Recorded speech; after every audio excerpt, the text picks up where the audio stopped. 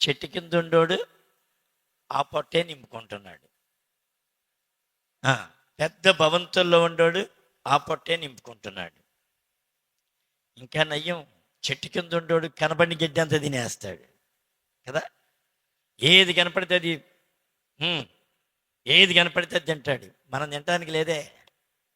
మామిడికాయ తినకూడదు, సపటకాయ తినకూడదు, సీతాఫలం తినకూడదు, అరటిపండు తినకూడదు కదా. పంచదార వాడకూడదు. ఎందుకు? షుగర్. చూడండి ఏమైపోతుంది. అన్నీ కళ్ళెదుట కనపడతాయి కానీ ఏది తినటానికి లేదు, ఏది అనుభవించడానికి లేదు. రాత్రి లేవు, నిద్ర పట్టి సావదు. రాత్రి ఎక్కడ నిద్ర పడుద్ది? వాళ్ళకి నిద్ర పడుద్దా?